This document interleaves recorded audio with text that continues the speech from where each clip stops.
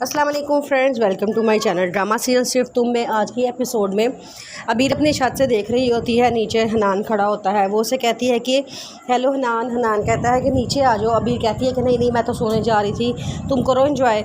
आगे से वो कहता है कि नहीं नहीं, तुम आ जाओ, तुम आओगी तो मुझे अच्छा लगेगा।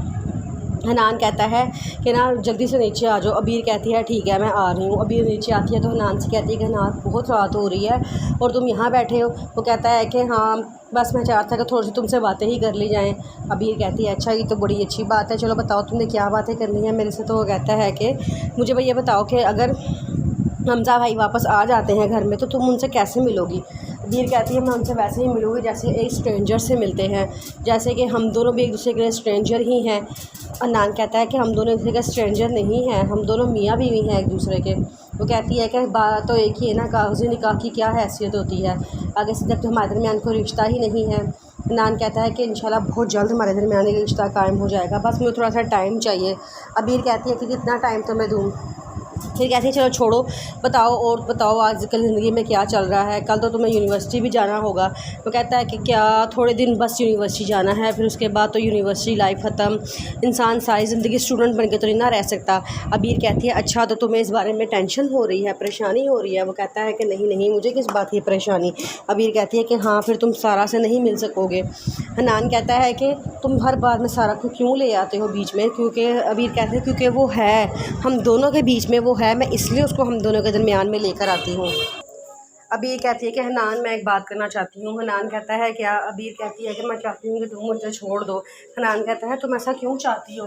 अबीर कहते हैं क्योंकि मैं जानती हूँ कि आप ज़बरदस्ती इस रिश्ते में बंधे हुए हैं और ज़बरदस्ती का रिश्ता बनता कब तक चला सकता है।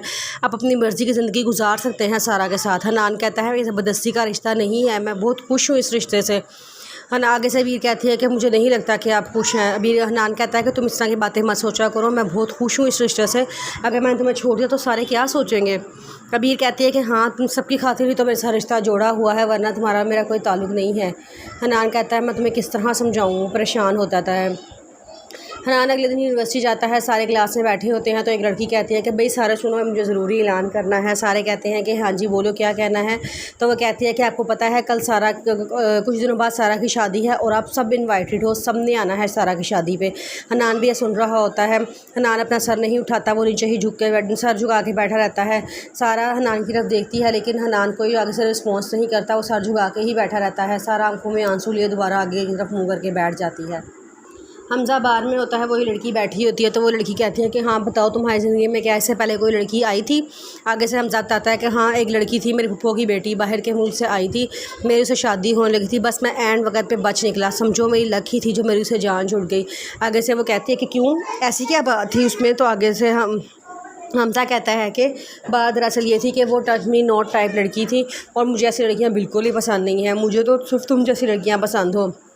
आगे से अमल कहती है कि हाँ मुझे भी ऐसी लड़कियां नहीं पसंद।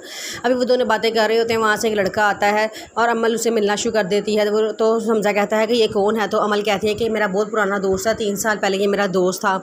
आगे से हमज़ा कहता है अच्छा। फिर वो लड़का कहता है कि तुम बैठो बातें करो, मुझे फैज़ान से मिलने जाना है। आगे से कहता है कि अच्छा वो कहाँ से आ गया।